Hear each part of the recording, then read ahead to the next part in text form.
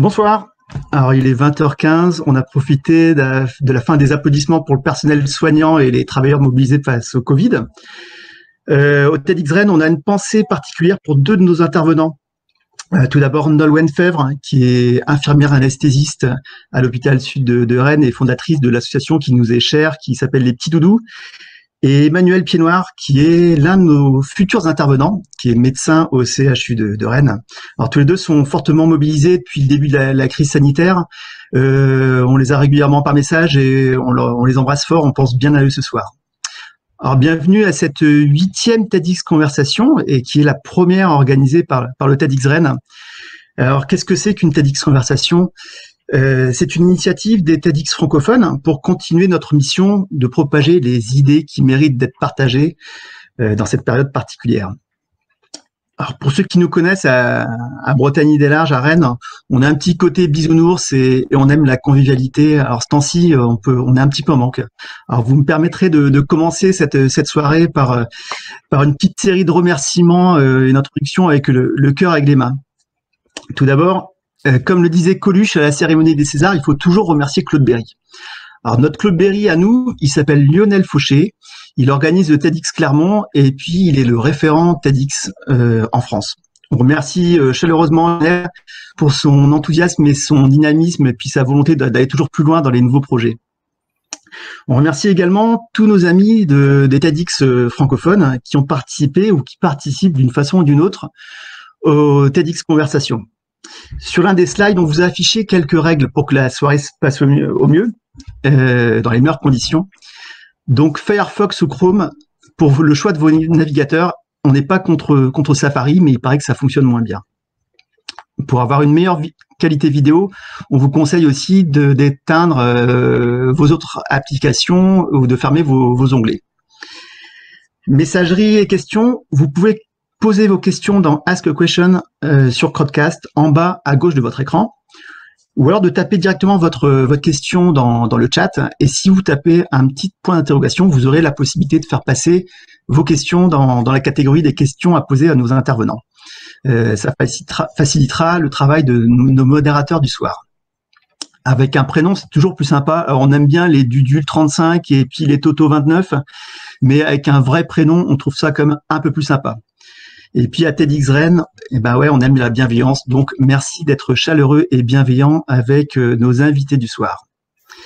Si vous avez des bugs, on a une super équipe mobilisée ce soir. On a Marion qui est disponible si vous la sollicitez via Crowdcast, et on a Nico sur Facebook Live. N'hésitez pas à les solliciter, ils répondront à vos questions. Alors comment va se dérouler la soirée ? Nous allons laisser la parole pendant 15 minutes à notre invité du soir, Corto Fajal, et puis Xavier de Bontride échangera avec Corto avant de prendre vos questions qu'on espère nombreuses. Pour continuer les remerciements, un grand merci à Xavier de Bontride. Xavier est journaliste et il est cofondateur de BAM, du business à la mission. Alors BAM, c'est un tout nouveau média qui valorise des initiatives qui concilient performance économique, sociale et environnementale via un article ou un podcast. Et puis on remercie Corto. Corto, tu étais l'un de nos intervenants au TEDx 2019 en mai aux Libertés. Et puis la thématique de cette édition l'an dernier, c'était Impulsion. Alors on a trouvé que c'était un super clin d'œil pour commencer cette première édition des TEDx Conversation, Impulsion. Donc merci à Xavier de nous donner cette impulsion et de nous présenter Corto. Merci beaucoup, Régis.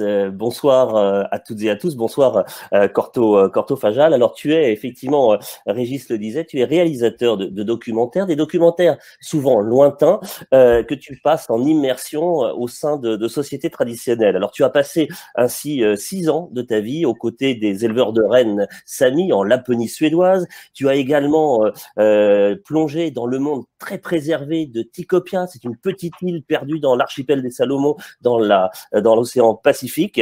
Alors, en préparant cette conversation, j'ai revu le TEDx que tu avais organisé au mois de mai l'année dernière à Rennes, auquel d'ailleurs j'avais pu assister, et j'ai redécouvert également les films que tu as tirés de tes voyages et de tes reportages. Et je me suis souvenu d'une phrase que tu avais prononcée lors du TEDx du mois de mai dernier, où tu citais de manière un petit peu approximative, mais l'idée était bien là, un chef indigène s'adressant à ses interlocuteurs occidentaux et qui leur disait en substance: vous les Blancs, vous avez l'heure, mais vous n'avez pas le temps. Alors nous, du temps, écoute, on en a un petit peu depuis quelques semaines, on en a même beaucoup, parfois d'ailleurs vécu sous la contrainte. On découvre dans le cadre de ce confinement un autre rapport au temps. Et ce temps nous permet aussi, et c'est le lien sans doute avec ce que tu vas partager avec nous ce soir, permet de redécouvrir la nature qui nous entoure, redécouvrir, même si nous sommes privés de contact direct, le lien qui fait société avec celles et ceux qui nous sont chers et que l'on essaie d'une manière ou d'une autre sinon de toucher, du moins de joindre, et avec lesquels on a envie de parler. Alors, la crise, on le sait, celle que l'on traverse avec le Covid-19, inspire beaucoup de réflexions. On a vu fleurir les hashtags sur le monde d'après pour essayer d'imaginer ce que pourrait être l'après Covid-19. On va en parler aussi avec toi, Corto, parce que cette crise, elle nous relie à ce qui fait société, au lien qu'on entretient avec son territoire. On reparle beaucoup de relocalisation, de lien avec le territoire. Et je pense que ça sera intéressant de t'entendre sur ton expérience ici et maintenant, de la manière dont tu vis cette période très singulière qui nous caractérise. Alors, je te cède la parole et puis évidemment, je suis à vos côtés les uns et les autres pour prendre les questions des internautes que vous allez pouvoir, et certains ont déjà commencé à le faire, de nous poser et de t'adresser à toi, Corto. Et ainsi, on va pouvoir occuper, je pense, cette heure, ce temps précieux que nous allons passer ensemble. Voilà, je te cède la parole. Corto, c'est à toi. Eh bien, bonjour. Bonjour Xavier, bonjour Régis, bonjour à tout le monde qui s'est donné rendez-vous. Donc oui, c'est finalement assez drôle. Je trouve qu'on me sollicite maintenant pour participer à cet échange et surtout sur la base de la conférence TEDx que j'ai faite en 2019. En fait, il se trouve que une double conjoncture me donne non seulement du temps, ce dont tu parlais tout à l'heure Xavier, mais aussi l'opportunité d'expérimenter un projet auquel je pensais depuis longtemps et qui est dans le prolongement de cette conférence TEDx, puisqu'elle avait pour thème en quoi les sociétés traditionnelles peuvent nous inspirer dans les sociétés modernes. Et en fait, j'ai toujours rêvé d'expérimenter sur mon propre bassin de vie un projet qui mette un peu en pratique ce que les sociétés traditionnelles m'ont appris pendant toutes ces années, notamment à travers un dénominateur commun qu'elles ont quasiment toutes, à savoir la relation particulière qu'elles entretiennent avec leur milieu de vie, qui les protège, qui les nourrit, qui les abrite, tandis que ces sociétés s'engagent en retour à préserver pour les générations à venir la qualité de cette relation avec leur milieu. Alors j'ai toujours remis à plus tard cette idée, par manque de temps. Et puis arrive cette épidémie. Donc avec la fermeture de plusieurs frontières, en fait en février, les repérages de mon prochain film que je devais faire entre mars et août sont annulés. Et donc je me retrouve avec un trou béant de 6 mois dans mon agenda. Et du coup, je décide de consacrer ce temps à tout ce que je procrastinais dans ma vie d'avant, comme ce projet de territoire, justement. Ça a été une forme d'accélérateur, en quelque sorte, ce temps imposé, cette immobilité à laquelle tu n'étais pas préparé. Oui, puisque du coup, en mars, en plus, les événements se précipitent. Et la veille du confinement, du coup, je lance de manière impulsive, comme ça, sans trop réfléchir, un groupe sur Facebook que j'ai appelé « Bien vivre en Bretagne romantique ». J'inclus d'emblée la notion d'un bassin de vie, donc d'un territoire, la Bretagne romantique. Et je décris ce groupe comme un groupe d'entraide en temps de confinement. Alors, la Bretagne romantique, ça correspond à une communauté de communes qui est très étendue, qui se trouve en milieu rural. Il y a 25 communes. La plus importante ne dépasse pas 6 000 habitants et la plus petite est aux alentours de 150 habitants, je crois. On peut donner peut-être le nom de la commune pour celles et ceux qui nous écoutent et qui voudraient le situer, ce territoire, sur une carte. On est entre Rennes et Saint-Malo, c'est ça? On est exactement pile entre Rennes et Saint-Malo. La ville la plus importante, c'est Combourg. Et la ville la plus petite, je crois, de mémoire, s'appelle Lanrigan, qui est entre 150 et 160 habitants. Voilà. Et donc, à partir du moment où c'est pas une démarche très réfléchie, et puis les choses vont finalement assez vite. On est très vite passé à une centaine, puis plusieurs centaines. Et aujourd'hui, on est plus d'1 millier de membres. Et si on pondère un petit peu ces membres en considérant que ce sont des foyers, on peut presque dire qu'on est entre 15 et 20% de la population de Bretagne romantique et sa périphérie qui s'est réunie juste pendant le temps du confinement sur ce groupe, qui n'est quand même pas négligeable. Voilà. Ça paraît énorme. Comment ? Ça paraît énorme, effectivement, c'est important. Je crois, de mémoire, il y a 34 ou 35 000 habitants sur la Bretagne romantique. Donc, si on pondère ces membres sur des familles de 4, 5, 6 personnes, voilà, on est entre 15 et 20% de la population. Donc, effectivement, je pense que c'est relativement considérable. Et donc, très vite, ça se fait un petit peu dans l'improvisation, tout ça. Donc, très vite, s'impose le temps aussi de l'organisation. Donc, d'organiser une modération avec donc des gens que je sollicite pour y participer et beaucoup qui répondent présents, des règles de fonctionnement aussi, une gestion de contenu. Il faut beaucoup alimenter en contenu original. Donc, je commence au début par un édito quotidien, puis après, il y a beaucoup d'infos sur la restauration, sur l'alimentation, sur les circuits courts. Il faut très très vite diversifier aussi le contenu pour essayer un petit peu. On imagine qu'on est au début du confinement dans un état un petit peu de sidération et je tâtonne et avec les gens qui répondent relativement vite et qui deviennent actifs, on tâtonne dans le contenu, dans ce qu'on peut proposer, dans ce que les gens attendent.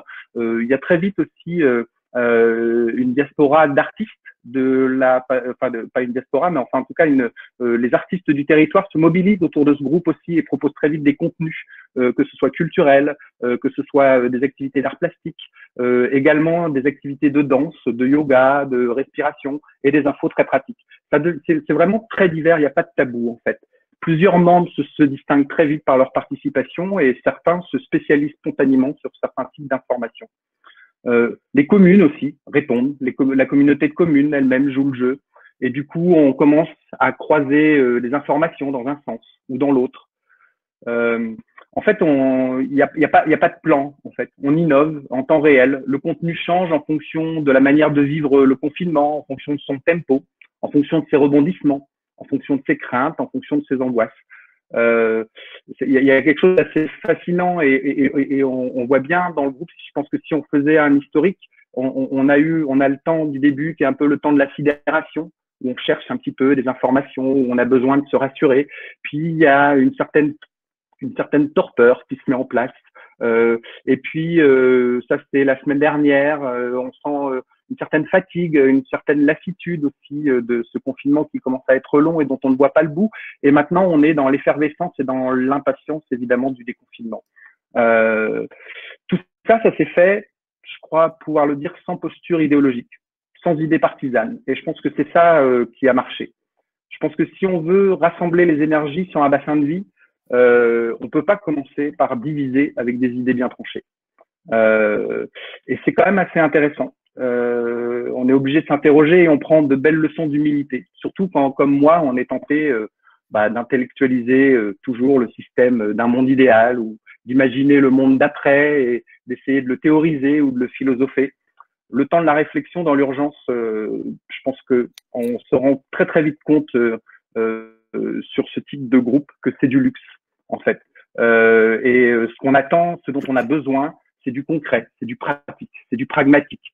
C'est où je peux acheter de la nourriture, qu'est-ce que j'ai le droit de faire, comment je le fais, quelles sont les agences postales qui fonctionnent, comment je reçois mon courrier ou que je l'envoie, comment est-ce que je peux retirer ma pension ou mon allocation en espèces quand il n'y a pas une agence postale bancaire ouverte à 40 km à la ronde, comment est-ce qu'on anticipe et qu'on repère les précarités, comment est-ce qu'on y répond, comment est-ce qu'on relie producteurs et consommateurs quand certains circuits sont coupés, les solidarités des bénévoles qui s'agrègent autour des clubs de couture, autour des Fab Labs pour fabriquer des masques, les collectivités qui se mobilisent, qui financent des tissus, des élastiques nécessaires pour faire ces masques, aux élus locaux qui les distribuent, auprès des commerçants de leur commune, aux professionnels de santé et d'EHPAD de leur commune, aux grandes surfaces aussi, qui réorientent leurs achats sur la production maraîchère, laitière et carnet local en solidarité avec des producteurs qui se retrouvent avec des stocks qu'ils ne peuvent pas écouler.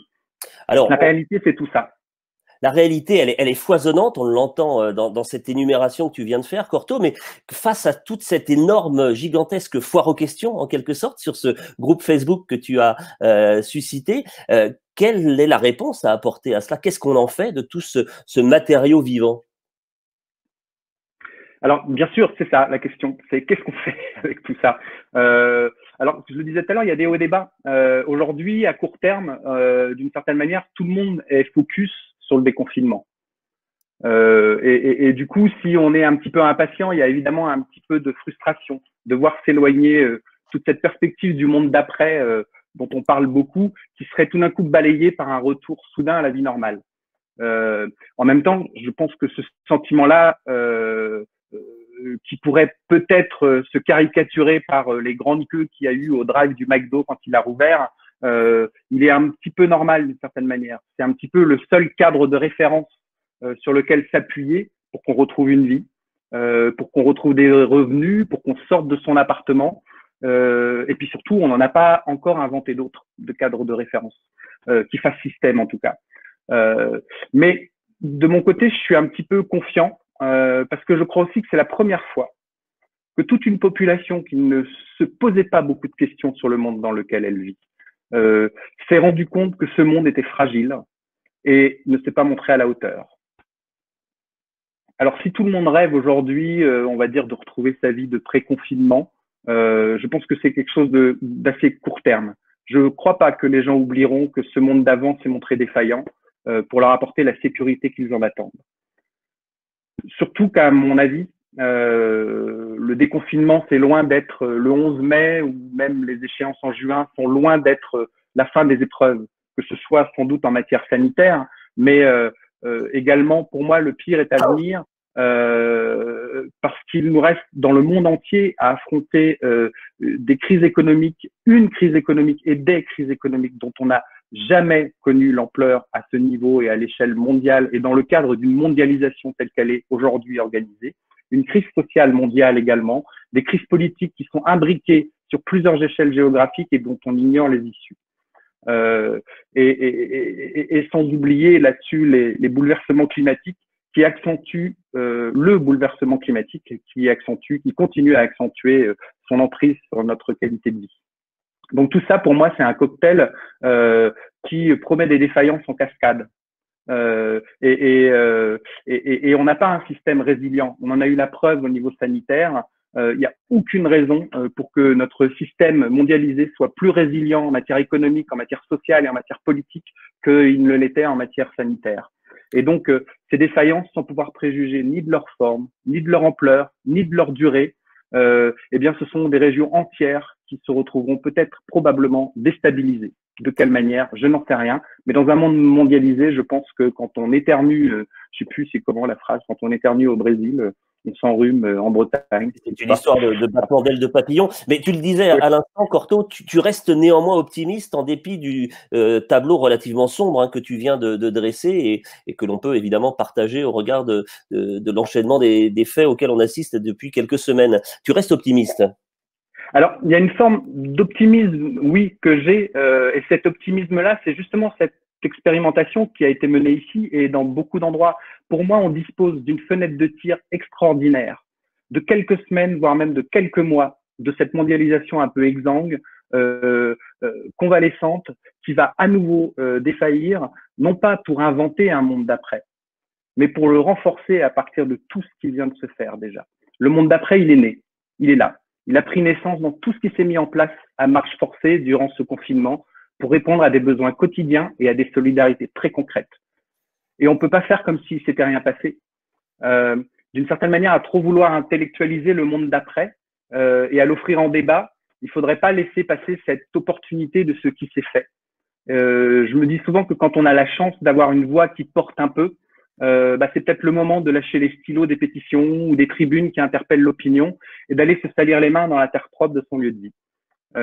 À mon avis, c'est là que le terreau du monde d'après, que beaucoup appellent de leur vœu, est présent.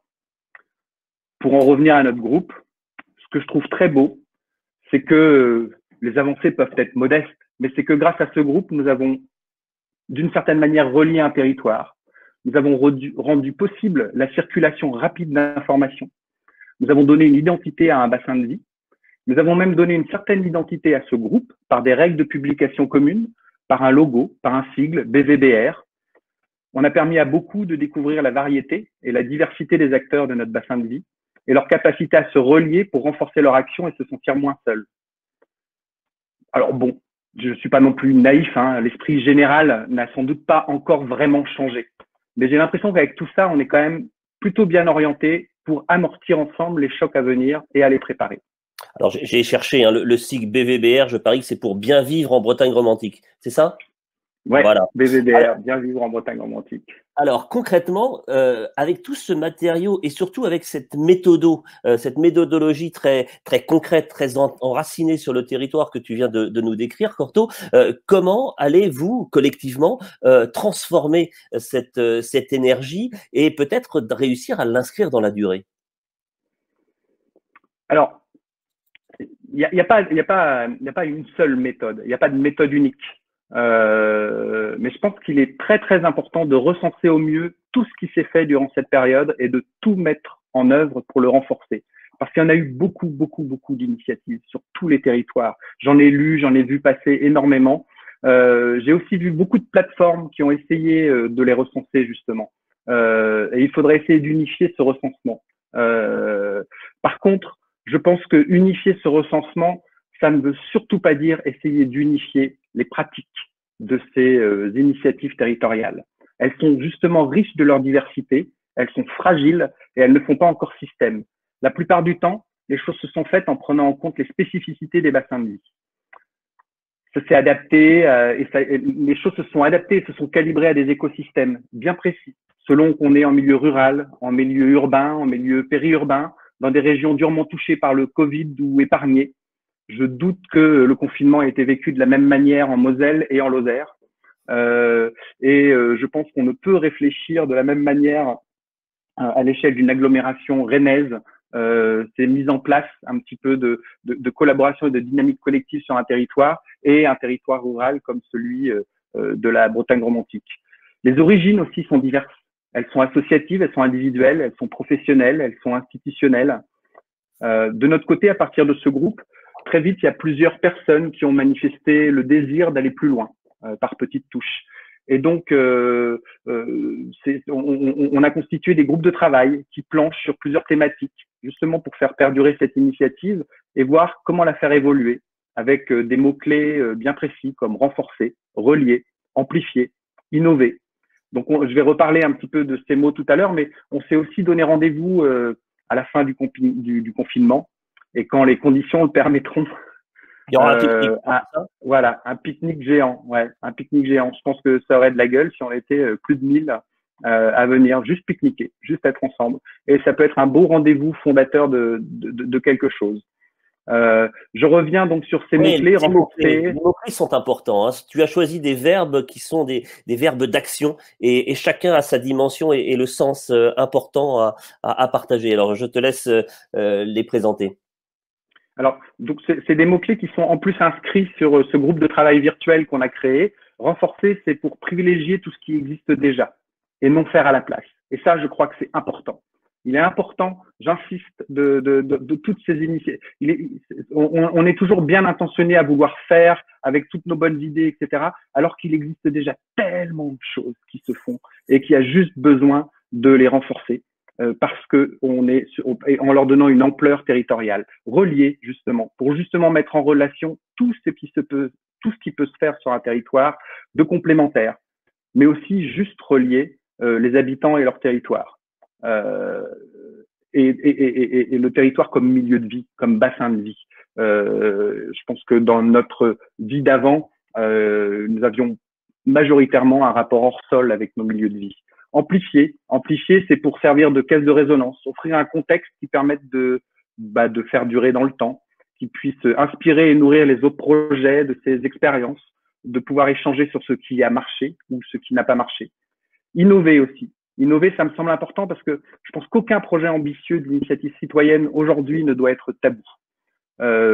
Et puis, il faut continuer à entretenir ce lien qu'on a créé à travers ce groupe, le préserver, le renforcer, parce que c'est ça qui permettra une certaine résilience de nos territoires pour amortir les défaillances à venir. Et c'est ça qui a fait ses preuves durant ces 2 mois de confinement. Alors, après, que ces défaillances aient lieu ou non, à la limite, on n'a pas grand-chose à y perdre et on a tout à y gagner à renforcer ça. Voilà. On n'est pas à l'abri que ça marche, comme disent certains.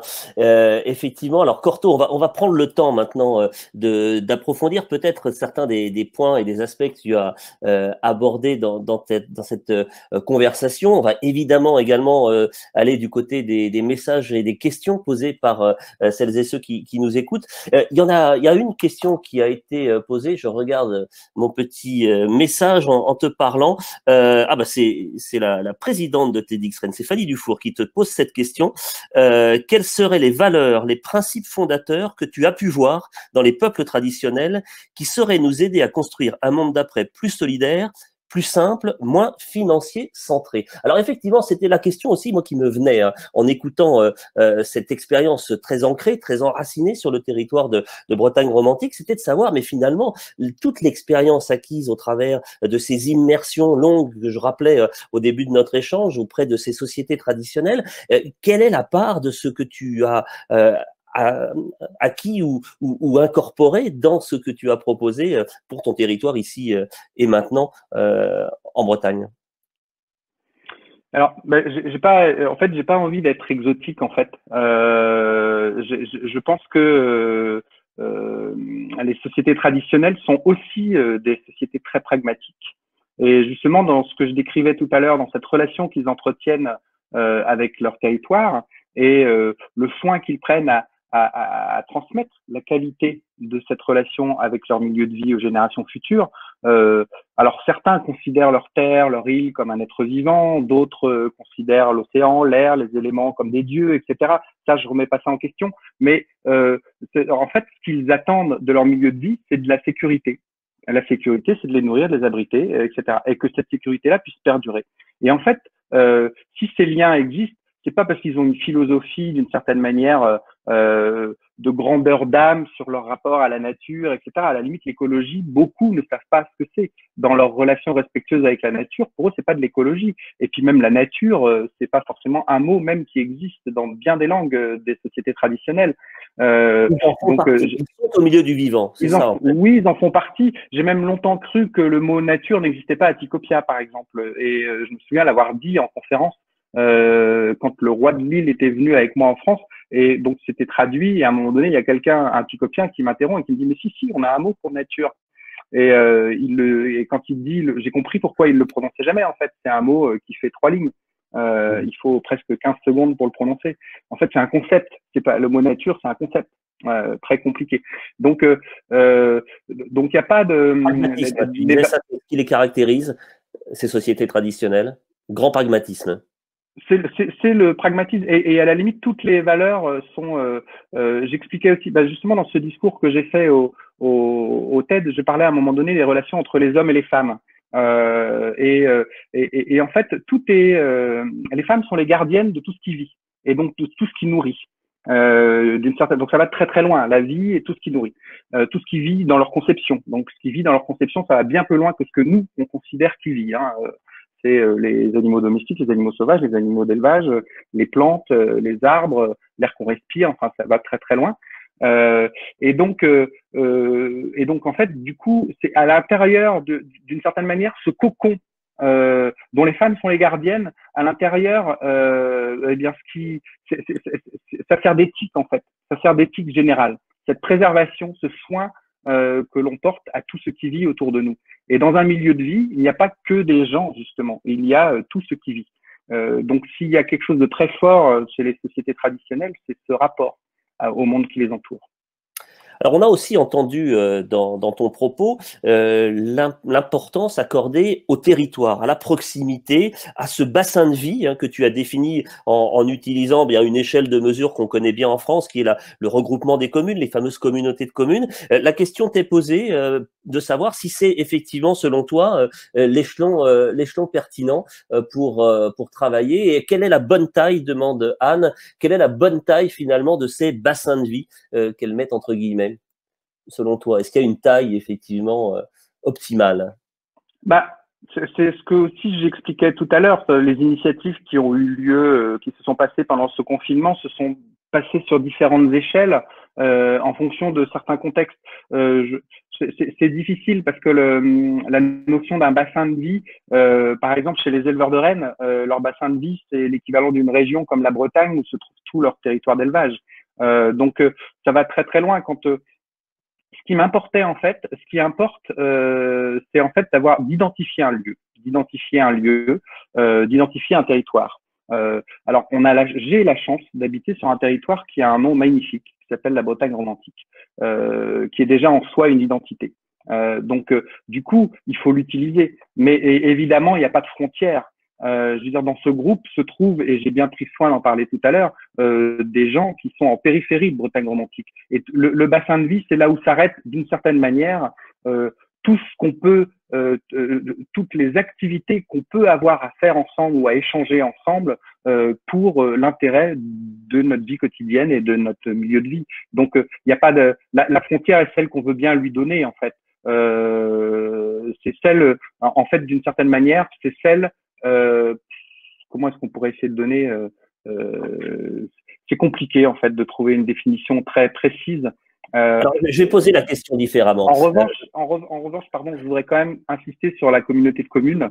Je trouve aujourd'hui sur nos territoires en revanche que tout ce qui est communauté d'agglomération, métropole, communauté de communes sont des dimensions territoriales très intéressantes parce qu'elles prennent en compte de par ce qu'elles font, la spécificité des territoires. Si c'est de la collaboration rurale-urbain, périurbain, de la collaboration rurale uniquement, de ville essentiellement en milieu rural, et surtout, ce sont des échelles territoriales qui héritent aujourd'hui de compétences qui nous concernent dans la vie de tous les jours.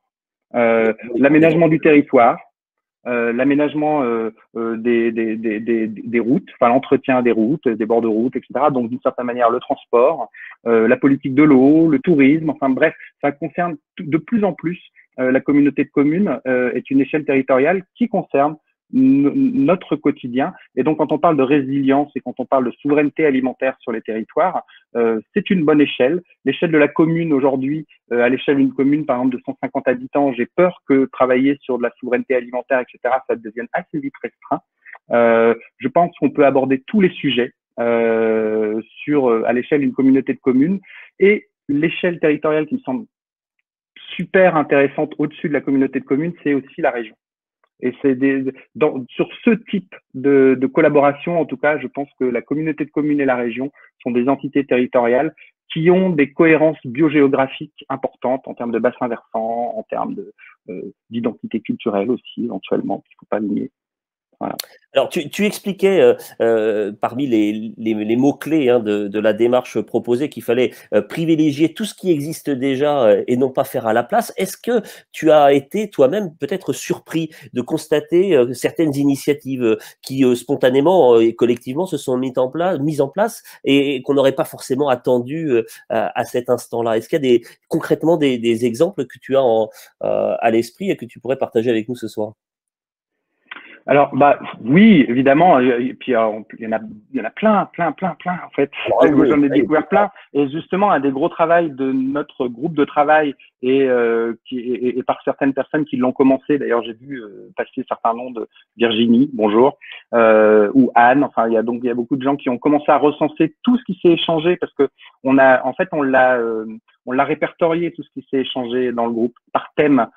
Et donc, ça nous permet de recenser quasiment une grande partie des producteurs locaux sur le territoire. Donc, il y en a plein qu'on ne connaissait pas. C'est un grand territoire rural. Donc, on a identifié déjà tout ce qui se fait en circuit court. Et on veut des exemples. En jardinage. J'ai appris, par exemple, qu'à 7 km de chez moi, il y avait un vendeur de plants bio pour faire son potager. Voilà, c'est un détail, mais je ne le savais pas. Oui. Voilà, à 3 km de chez moi, j'ai quelqu'un qui fait des produits d'apéritifs méditerranéens et chez qui on peut s'approvisionner. Mais c'est pas un magasin en fait. Je sais pas comment ça fonctionne encore. Je suis pas allé, mais voilà, on peut s'acheter des tapenades, des épices, des saucissons bien secs. Enfin voilà, on peut s'acheter et il s'est spécialisé sur ces produits un peu méditerranéens au sens large. Donc voilà, qu'est-ce qu'il y a encore que j'ai pu apprendre d'autres. Il y a des profs d'école de danse ou de yoga du territoire qui se sont aussi manifestés, qui ont proposé des séances de yoga ou des séances d'activité physique en vidéo. Il y a un contenu énormément diversifié et qui est tout hiérarchisé sur le groupe et qu'on commence à recenser nous-mêmes parce que ce sont toutes les forces vives justement du territoire. Il y a effectivement, et tu viens de l'illustrer à l'instant, Corto, dans cette démarche, des initiatives qui ne sont pas purement marchandes. Il n'y a pas simplement la livraison des 10 kilos de patates ou des produits de la mer. Je crois que vous avez mis ça aussi en place. Mais il y a aussi, tu le disais, ce partage de connaissances culturelles, cet échange de formation à la danse, au yoga, à la musique peut-être. Là aussi, ça fait société. Quand on échange entre nous, au-delà que de simple bien, là, il y a du service et de la culture. C'est comme ça que ça s'est vécu aussi? Oui, en fait, les disciplines sont tellement variées parce qu'il y a eu aussi même du juridique. Il y a plein d'entrepreneurs sur le territoire, d'artisans, et à un moment donné, ne serait-ce que même les attestations de sortie au tout début, comment ça fonctionnait. Les mairies en ont mis à disposition aux portes, mais où est-ce qu'on en trouvait, comment est-ce qu'on les remplaçait, comment les fameuses aides pour les petites entreprises, comment ça fonctionnait, est-ce que c'était cumulable. Alors, à notre petit niveau, parce qu'on n'est pas du tout équipé encore avec un service juridique. Mais en tout cas, on a essayé d'informer au mieux et au plus près dans toute cette diversité de disciplines, que ce soit, et donc, comme tu disais tout à l'heure, dans les disciplines sportives, d'entreprise, juridiques, de circuits courts alimentaires. Vraiment, il y avait pas, et je crois que c'est ça qui a marché, en fait. Alors, ça marche dans les deux sens. Ça marche dans les deux sens. J'ai sous les yeux un petit message d'une personne qui nous suit et qui dit moi, je ne savais pas qu'à côté de chez moi se trouvait Corto et encore moins qu'il était à l'origine de la page Facebook que je suis au quotidien. Bravo et merci. Voilà, ça marche aussi dans les deux sens, cette découverte qui est exprimée de cette manière-là. On a parlé du territoire. Oui, tu voulais rajouter un point? Non, je vois aussi passer un message, la part des anges à Becherel avec livraison possible. Alors, moi, ça me dérange pas de faire de la publicité. Ça, il fait partie c'est un petit restaurant à côté de chez nous qui s'est très, très, très vite, mis à faire de la livraison à domicile. C'est-à-dire qu'on entend parler aujourd'hui, de restaurants qui rouvrent sur Rennes et ailleurs pour faire de la livraison à domicile. Et je crois pouvoir dire que, dès la première semaine de confinement, la part des anges, à proposer ce service de livraison à domicile en tant que restaurant. Enfin voilà, il y a plein de choses qui se sont faites et qui sont finalement, on n'a pas, c'est très bête à dire, mais on n'a pas grand chose à inventer. On n'a pas inventé grand chose avec ce groupe. On a juste permis de relier tout ça et de faire en sorte parfois de l'amplifier et que ça puisse fonctionner. Et après, enfin voilà, je sais pas ce que je peux. Alors, on va poursuivre, Corto, sur l'analyse. On a beaucoup parlé, et c'était important, je pense, cette entrée par le territoire, par la terre propre du lieu d'où l'on vit. Tu disais ça tout à l'heure, c'est une belle et jolie formule. Mais réfléchissons peut-être maintenant avec toi aussi sur le système économique dans lequel s'inscrit ce territoire. Parce que c'est vrai que là, aujourd'hui, l'usine Monde est à l'arrêt. On est tous suspendus avec le confinement qui nous empêche d'avoir des échanges marchands traditionnels et habituels comme il y a encore quelques semaines. Qu'est-ce que cela nous dit? Toi, comment tu analyses cette interruption brutale des flux mondialisation dont on se dit qu'ils vont peut-être très vite reprendre et certains disent même encore davantage qu'avant, comme s'il fallait rattraper d'une certaine manière un temps perdu. Est-ce que tu crains ce retour au triple galop du business as usual? Alors après, moi, je préfère laisser ça aux experts. C'est-à-dire que si je donne mon avis là, je vais citer plutôt des gens que je lis. Je vais citer Gaël Géraud, qui a c'est une bonne TEDx Conversation. Je vais citer d'autres gens parce qu'en fait, ma réflexion, elle est nourrie par des gens qui sont spécialistes. Donc, je vais pas répondre à cette question en donnant un avis. J'ai pas un avis, j'ai une synthèse de choses possibles. Ce qu'on lit, c'est que le pire et le meilleur sont possibles aujourd'hui. Et il y a même des philosophes il y a très longtemps qui l'ont toujours dit, avec des crises comme ça, quand quelque chose s'effondre, le pire ou le meilleur peuvent. Alors c'est sûr, pour moi, ce qui est important, c'est que si on oublie tout ce qui s'est passé, comme solidarité sur les territoires, toutes ces initiatives qui se sont faites. Si on ne les fait pas vivre, que ce soit à l'échelle des communes, si on ne les renforce pas, à l'échelle des élus, je veux dire, à l'échelle des associations, à l'échelle des entreprises, à l'échelle locale, la population elle-même, si elle ne continue pas à se mobiliser d'une certaine manière, tout en ayant sa vie, entre guillemets, normale à côté, c'est sûr que tout ça va rester lettre morte. Par contre, si on continue à le nourrir un peu, à le développer, par exemple, je vais donner un exemple. Moi, ma préoccupation aujourd'hui, c'est, puisque je suis persuadé que la crise n'est pas terminée et que le pire est devant nous. Ma grande préoccupation, c'est de réfléchir la production alimentaire de mon territoire sur la consommation de la population qui vit sur mon territoire. Et si je veux être honnête, je pense que les gens ne sont pas prêts à entendre ça parce qu'il y a une grande confiance en la résilience du territoire. Et la preuve, je veux dire, pendant ce temps de confinement, on n'a pas crevé de faim en fait.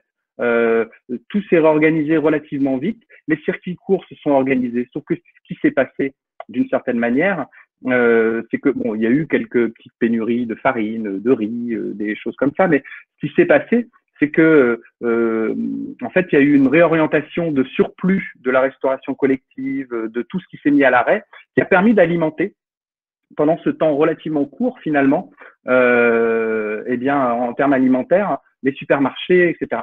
Il y a eu aussi les circuits courts qui se sont adaptés à une vitesse grand V en organisant des distributions à domicile, en respectant les règles sanitaires, etc. Mais la vérité, c'est que dès cette semaine, beaucoup de ces circuits courts qui ont participé à ces opérations-là ont arrêté. Elles ont arrêté parce qu'elles ne peuvent pas fournir en fait. Elles n'ont pas les stocks. Et quelqu'un que j'avais la semaine dernière à qui je proposais justement quelque chose m'a dit mais non, on peut pas faire, on se recentre sur notre clientèle historique parce qu'on n'a pas les stocks pour le faire. Donc tout ça a permis de faire un petit peu illusion. Mais il n'empêche que dans la géopolitique internationale aujourd'hui, il y a des pays qui ferment leurs frontières aux exportations de blé, qui ferment leurs frontières à telle ou telle activité. Il y a encore une géopolitique très instable. Dans cette mondialisation-là, notre agriculture et la santé de notre agriculture dépend de la santé de pays extérieurs. Donc tout ça est très fragile. Mais ça, beaucoup de gens ne sont pas prêts à l'entendre. Donc si je prends bien en tête l'idée de comment je flèche la nourriture, la production alimentaire sur mon territoire, on va me prendre pour un zozo. Mais c'est pas très grave. Je sais que j'étais obnubilé, j'ai fait rire beaucoup de gens avec ça depuis quelques mois. Mais en fait, il faut qu'on produise des patates. En Bretagne, il faut qu'on produise des patates. Comme ça, s'il n'y a plus de blé, s'il n'y a plus de machin, il faut qu'on produise. Il se trouve que la semaine dernière, j'ai trouvé un producteur de patates à 10 km d'ici qui fait 4000 tonnes par an et qui a 300 tonnes sur les bras parce que la restauration collective s'est arrêtée. Et du coup, c'est bien. On a passé une annonce sur le groupe d'une commande groupée avec une livraison qui a lieu demain. Et là, il est pas loin d'une tonne dès demain. En 4 jours, il a une tonne de patates qu'il va vendre, en gros, sur le territoire. Et donc, je lui ai dit, est-ce que vous pouvez flécher? Alors, il m'a regardé quand même avec des grands yeux, mais je lui ai dit, est-ce que vous pouvez flécher au mois de juillet, au mois d'août, genre entre 60 et 80 tonnes sur le territoire? Parce que j'ai pas honte, en fait, parce qu'on est 1000. Et que je me dis que 60 tonnes de pommes de terre sur le territoire, ça représente 2000 personnes qui prennent 40 kilos. Si on a des pénuries ou des défaillances demain, eh bien on a potentiellement 60 ou 80 tonnes de pommes de terre déjà pour amortir le choc. Alors, après, c'est pas du temps perdu. J'ai des questions qui nous sont posées par celles et ceux qui nous écoutent. J'ai notamment Emmanuel qui nous demande et qui te demande quid de toutes ces initiatives qui sont devenues gratuites le temps du confinement. Alors je pense qu'elle ne fait pas allusion à l'achat des pommes de terre, mais plutôt au partage de compétences que vous avez pu mettre en place au sein du groupe. Que deviendront-elles après, demande-t-elle? Seront-elles marchandisées? Et puis, j'ai également Laure qui demande et les prêts et les aides entre particuliers, comment tout ça se structure? Voilà, des questions sur la générosité versus la marchandisation de notre monde économique. Alors sur l'histoire des prêts, des microcrédits, j'imagine, on n'en est pas encore là. Hein. C'est quand même ce groupe de travail dont je parle, on ne s'est pas réunis physiquement encore. Hein. On discute d'une manière virtuelle sur des solutions numériques. Le pique-nique géant n'a pas encore eu lieu, c'est ça. Voilà, c'est ça. Et donc on a plusieurs projets de monnaie locale, entre autres. Alors est-ce que le prêt microcrédit, pourquoi pas? C'est quelque chose. Au contraire, si la personne est en Bretagne romantique, je l'invite à nous rejoindre et à alimenter, parce qu'il y a aussi des choses très intéressantes. Quant à l'idée de, je vois pas très bien en fait ce qui est par rapport à notre groupe. En tout cas, je vois pas très bien ce qui était gratuit hier et deviendrait payant demain. Enfin, il y a deux choses différentes en fait. C'est-à-dire que le groupe tel quel, le groupe Facebook, qui est un groupe, on va pas demander aux plus de 1000 personnes aujourd'hui d'adhérer à éventuellement une organisation future qui travaillerait dans le prolongement de ce groupe, mais sur d'autres, pour consolider un petit peu tout ce qui s'est fait. Mais ce groupe restera un groupe d'information, un groupe qui renforcera et qui fera savoir les initiatives. Alors après, concrètement, quand j'ai appelé par exemple ce producteur de pommes de terre, évidemment que la première question c'est que vous prenez quelque chose au passage en fait. Et je lui ai dit non. Et il m'a dit mais plus tard vous prendrez une commission ou quelque chose. Et en fait c'est pas l'objectif. Je pense que si on met le petit doigt là-dedans avec la vocation qui serait la nôtre de faire ciment sur un territoire, on se trompe. Ça ne veut pas dire qu'on n'a pas besoin d'argent, parce qu'on en aura besoin. Il faudra trouver d'autres moyens, avec la collaboration éventuellement des communes, de la communauté de communes, d'une adhésion, de diverses choses qu'on va développer. Voire, il ne faut pas avoir honte non plus de développer les services commerciaux si on travaille sur la fluidité de transport en zone rurale, etc. Je ne sais pas. Je pense qu'il ne faut pas, je l'ai dit tout à l'heure, avoir peur de l'ambition de nos projets d'initiative citoyenne, mais je pense que si on met le doigt dans l'engrenage de servir d'intermédiaire, de monnayer ce côté intermédiaire, on détruit d'emblée la philosophie de ce qu'on veut faire. Il y a une logique de partage tout à fait ancrée dans la démarche. Alors évidemment, cette initiative suscite beaucoup de questions très pratico-pratiques sur comment tu as fait pour créer ce groupe, etc. Alors j'ai une question je n'ai pas son prénom, ça commence par un N, peut-être est-ce Nicolas, je ne sais pas. Comment avez-vous lancé cette page en termes de diffusion pour générer une visibilité vers les bonnes personnes du territoire? Est-ce que ce sont les outils Facebook de promotion, des listes de diffusion personnelles qui ont pu être utilisées? Voilà. Quelle est la recette d'un groupe aussi rapidement structuré, visiblement avec des contacts de qualité? Alors, je réponds aussi à une question. Il existe déjà Galeco, dit quelqu'un. Ça rejoint exactement ce que je disais tout à l'heure. C'est-à-dire que si on partait, je pense, sur un projet de monnaie locale, alors c'est un groupe de travail actuellement, donc c'est un groupe de travail, je n'ai pas la réponse. Mais moi, personnellement, pour rester dans la logique de ce que j'ai dit tout à l'heure, c'est-à-dire qu'il ne s'agit pas de faire à la place, il est évident que si on devait mettre en place et donner du sens à une monnaie locale sur notre territoire, on regarderait par exemple ce qui se fait déjà, à savoir le Galeco. Parce que justement, cette monnaie, bref, c'est typiquement un très très bon exemple. Donc ensuite, quant à la question des contacts, comment ça s'est fait? Je crois que oui, on peut dire qu'il y a eu quelques personnes cibles qui ont très vite répondu.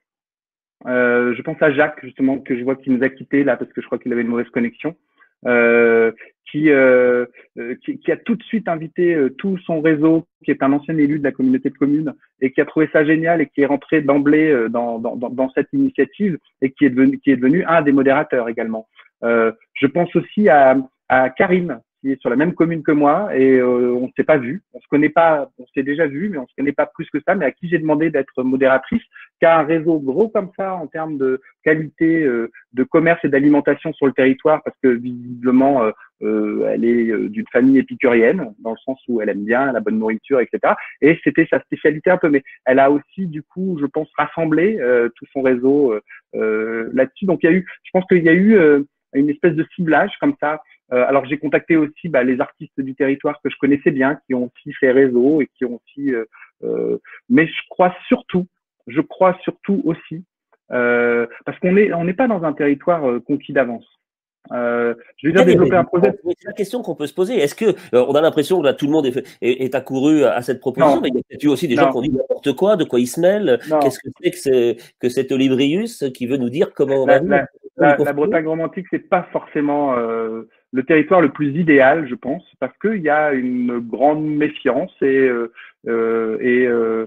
pas forcément l'envie ou l'esprit un petit peu des néo-ruraux dans certaines régions de France qui veulent se mobiliser pour changer complètement le monde et l'agriculture, etc.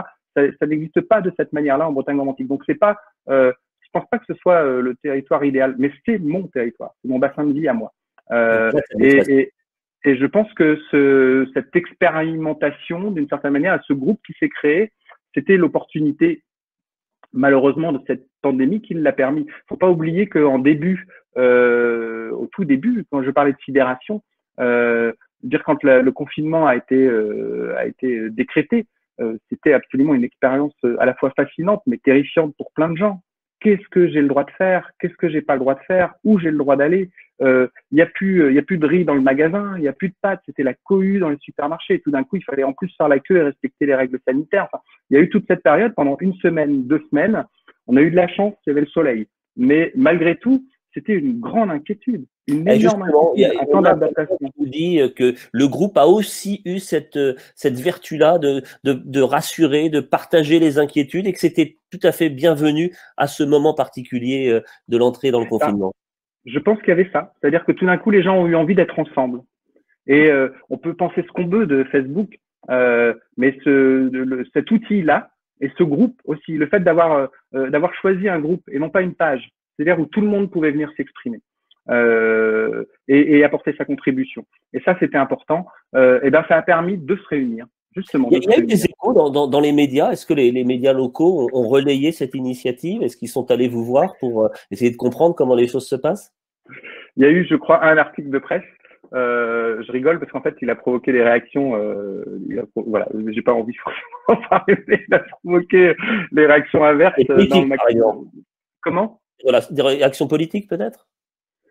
Oui, non, en fait, c'est juste en fait, c'est un article qui, pour faire court, c'est un article qui me prêtait des propos que je n'avais pas tenus parce qu'en fait, c'est pas moi qui ai appelé le journaliste, mais c'était plus facile parce que comme j'étais à l'initiative de me les mettre dans la bouche et on citait des communes et pas la mienne. Sur la Bretagne romantique. Et donc, il y a des gens de ma commune qui ont été très outrés que je puisse ne pas citer ma commune. Donc, ça m'a plutôt… Voilà.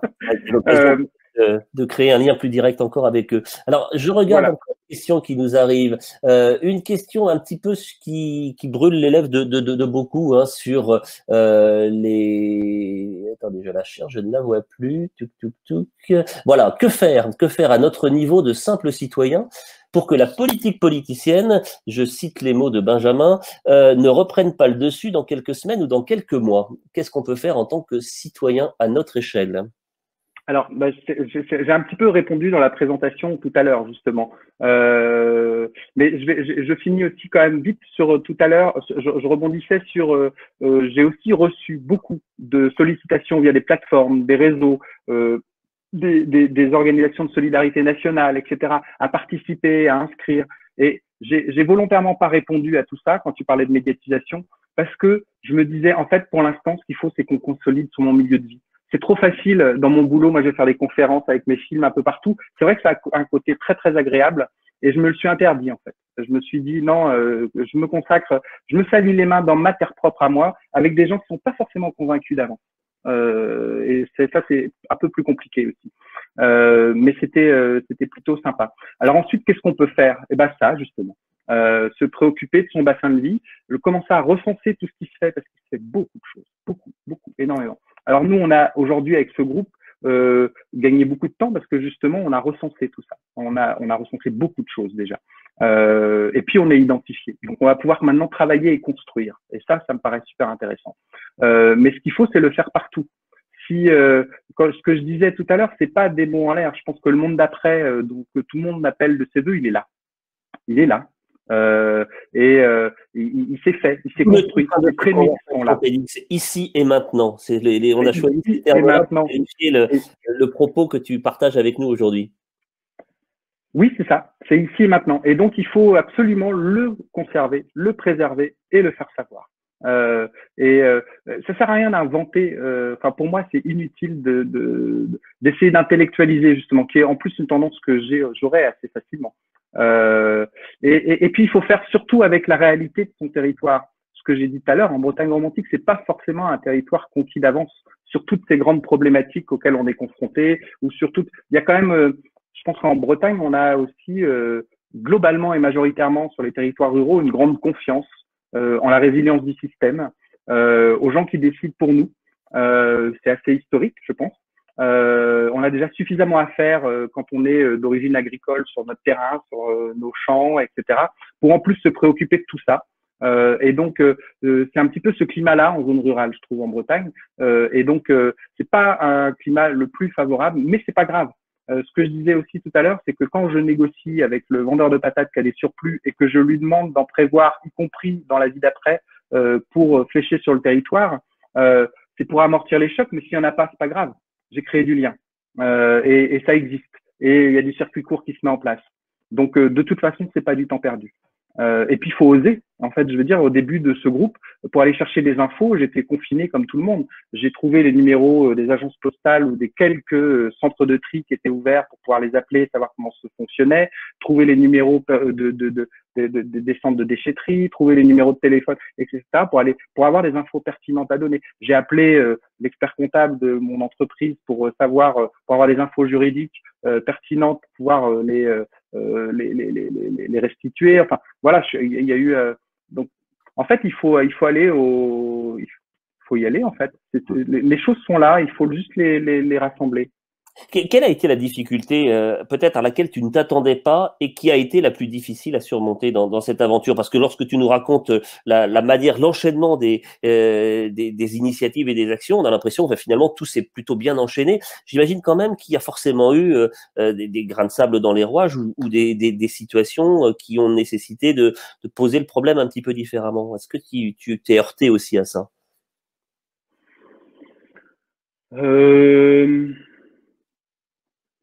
Oui, c'est plus. En fait, c'est pas des choses extérieures, c'est plus des choses personnelles. Je sais pas comment dire ça, mais je suis même pas sûr que ce soit très intéressant. Mais je suis assez sensible en fait. Et quand j'ai parlé tout à l'heure de quand j'ai commencé à écrire on prend beaucoup de leçons d'humilité en fait. Quand on partage, hein, sur le groupe aussi des réflexions un peu plus tranchées, des choses, etc. Ça rencontre pas beaucoup d'écho en fait. C'est pas ça qui rencontre le plus d'écho. Voilà, c'est pas que ça rencontre pas beaucoup d'écho, c'est pas ça qui rencontre le plus d'écho. Et quand j'ai commencé à voir que mes petits éditos matinaux pour lesquels je passais 1 heure, 2 heures, parfois plus, voire très tard le soir jusqu'à 2 heures du matin pour les rédiger pour le lendemain, suscitaient très peu de réactions. Ouais, on en prend un peu un coup aussi mais c'est une sacrée leçon parce que du coup j'ai vite compris en fait qu'il fallait s'adapter à ce que les gens à ce pragmatisme-là justement. Et du coup, je me suis aussi souvenu que ce pragmatisme-là, c'était celui-là qui permettait, qui dictait les règles chez les sociétés traditionnelles la plupart du temps. On y revient à cet enseignement justement puisé dans ce compagnonnage de longue durée que tu as créé à travers le métier qui est le tien, ce métier qui te permet justement d'aller à la rencontre de ces sociétés traditionnelles. Alors, il y avait une question encore qui était posée et que je vais résumer très vite parce c'était Letty qui dit plus il y a de monde et plus ça doit être compliqué à gérer, non? Car plein de cerveaux qui réfléchissent, ça peut être quand même super long. C'est vrai que le nombre à gérer, ça pose problème dans l'organisation de l'animation d'un collectif. Il y a aussi des règles sans doute à mettre en place pour que ça se passe le mieux possible.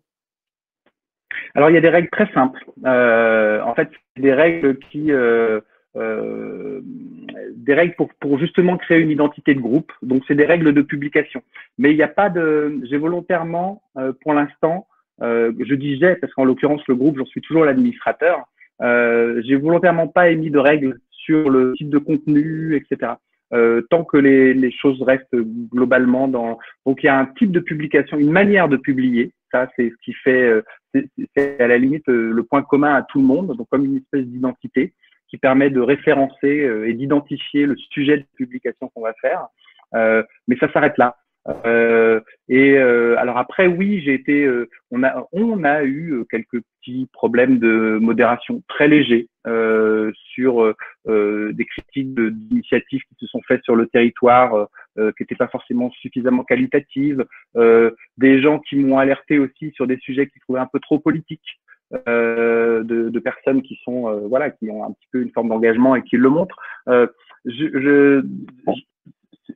Ça pose question. C'est pas des difficultés, ça pose question, mais justement, y a pas, la modération est limitée à sa portion congrue. Justement, je pense que ce que j'ai dit tout à l'heure, c'est que ça fonctionne, c'est parce que y a pas. Je suis le premier à avoir des postures et des idées très très fortes. Et elles n'ont pas leur place en fait dans cette gestion. Ce qui domine, c'est la dynamique collective, l'intérêt collectif pour son milieu de vie. Et donc, à partir du moment où c'est au service de cette dynamique-là, c'est intéressant. Alors, il y a quand même…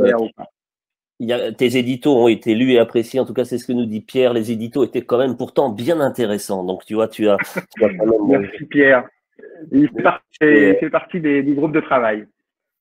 Voilà, on arrive presque au terme déjà de cette heure de conversation avec toi, Corto Fajal, qui est autour de cette initiative que tu as menée, pas tout seul, on l'a bien compris, dans une démarche collective auprès de ce territoire de Bretagne romantique. Alors, avant de se quitter, quand même, on a envie d'en savoir un petit peu sur tes projets. Une question avait d'ailleurs été posée tout à l'heure, j'ai pas eu le temps de la prendre, mais on peut l'aborder maintenant. Est-ce que dans le monde d'après, on aura encore la possibilité, et tu auras encore la possibilité de voyager, de reprendre des moyens de transport comme l'avion pour aller loin, rencontrer d'autres qui sont nos semblables et qui sont pourtant différents? Comment envisages-tu aussi cette manière de t'organiser dans ton métier de réalisateur? Je n'en ai aucune idée à l'heure d'aujourd'hui. Je pense que c'est bien malin qui pourrait dire à quoi va ressembler. Il y a beaucoup de choses qui sont brisées, il y a beaucoup de choses qui sont pas terminées, il y a beaucoup de choses qu'on va découvrir. Je pense qu'il y a des pays qui n'ont pas tout dit sur l'épidémie, sur la pandémie. Je pense qu'il y a des endroits où c'est catastrophique. Je pense qu'avant que tout se remette en place, il va se passer beaucoup de temps. Donc pour ce qui est des voyages, qui sont effectivement dont mes films dépendent, eh bien, pour l'instant, honnêtement, je n'ai aucune idée. Le projet que j'avais… Oui, le projet dont tu parlais en introduction, il est de mars à août. On en parlait justement avec son co-auteur, sa co-autrice, pardon, la semaine dernière. Et on en est arrivé au même point de conclusion, c'est qu'en fait, on ne sait pas, en fait. D'abord, est-ce que c'est décent de continuer cette démarche dans le contexte actuel et dans les années à venir, qui va nous amener dans des pays qui vont sans doute en avoir autre chose à faire que le sujet de notre film, même si le sujet du film est important. Et puis surtout, est-ce que ça va être possible? Je pense qu'il va y avoir un retour draconien aux frontières, à la peur de l'étranger. Et dans les contrées où j'étais censé aller, ça peut être compliqué en fait. Donc je sais pas. En fait, honnêtement, j'en sais pas. Donc, mais en même temps, c'est pas grave. Il y a un super projet.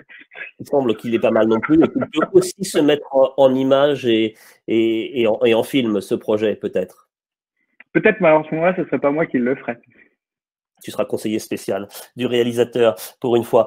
Je crois que nous allons presque nous quitter, mais je voudrais rendre… voilà, il apparaît à l'écran, Régis Bozek, pour terminer et clôturer cette conversation. Je te rends le micro. Merci. Merci Corto. Moi, j'ai une dernière question. Est-ce qu'on peut encore voir tes films? Alors, on ne peut pas au cinéma, bien sûr, mais est-ce qu'il y a un endroit où on peut les voir?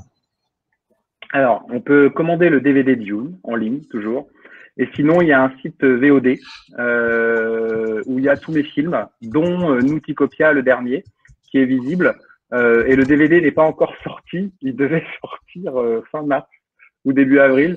Mais l'usine qui presse, elle a fermé en fait pour l'instant. Et elle n'a pas encore rouvert. Donc voilà, ça prend beaucoup de retard. Donc on va sur l'adresse qui apparaît voilà. Dans le film. C'est ça. Voilà. C'est un lien qui nous permet d'aller voir les films. Merci Corto. Moi, ce que j'ai retenu, c'est que demain, je vais essayer de trouver mon voisin qui fait du saucisson de la tapenade, parce que on a des trésors partout, quoi. Bah ouais, voilà. Non, mais c'est vrai, c'est assez incroyable. Bah tant mieux, on trinquera en virtuel. Exactement. Ou en vrai, j'espère. En réel, moi, j'espère j'espère que tu feras un pique-nique géant et tu nous donneras toutes les informations pour pouvoir peut-être t'y rejoindre. Exactement. Un petit mot sur le replay pour ceux sur le oui, pique-nique. On se retrouve bientôt pour un pique-nique, bien sûr. Un petit mot sur le replay, il sera disponible dès demain en vidéo sur le site du TEDx Rennes. Et puis, cette conversation sera disponible aussi en podcast. Donc, tous les liens seront disponibles sur les réseaux sociaux de TEDx Rennes et sur notre site internet. Avant de clôturer, les TEDx conversations continuent. Et continue tous les jours. Là, cette semaine, enfin la semaine qui vient, on va être gâtés parce que le 1er mai, c'est Lucie Poulet qui sera l'invitée de TEDx Clermont. Le samedi 2 mai, Fabienne Gou-Baudiman qui sera l'invitée de nos amis de TEDx Pointe-à-Pitre. Le dimanche 3 mai, Vincent Benoît, TEDx Toulouse. Et nous, on a un nouveau rendez-vous lundi 4 mai avec TEDx Rennes, donc avec Antoine Zebra, ex-DJ Zebra, pour parler de la place de l'artiste dans la société actuelle. Je voudrais remercier toutes les équipes des bénévoles qui étaient mobilisés aujourd'hui. Alors j'ai les noms là, j'ai dit Emma, Marion, Maude, Jean-Félix, Nicolas, Corinne, Véronique, Ève, Hugo, Aurore, Fanny, et puis un big up pour Sarah qui a bossé comme une dingue sur ce projet. Donc merci beaucoup Sarah. Je remercie les spectateurs qui sont restés très nombreux pour leurs questions. Ils sont restés nombreux pendant toute la session. Donc merci, on vous retrouve dès demain pour le TEDx Clermont. Un grand merci donc Corto et Xavier pour d'avoir accepté cette invitation. Merci à vous. On essaie de trinquer bientôt, comme on a dit. Et puis, pour tous les fans du TEDx Rennes, vous savez que on avait rendez-vous le 3 avril dernier aux Libertés. Malheureusement, on a dû reporter cette édition. Et la nouvelle date, c'est le 18 septembre. Nos intervenants ont quasi tous répondu à l'invitation de cette nouvelle date. Donc, on est ravis et on vous prépare un super événement. On espère pour être présent le 18 septembre. Donc, bonne soirée à tous. Et merci. À bientôt. Prenez soin de vous. À bientôt. Salut. Merci. Au revoir. À bientôt.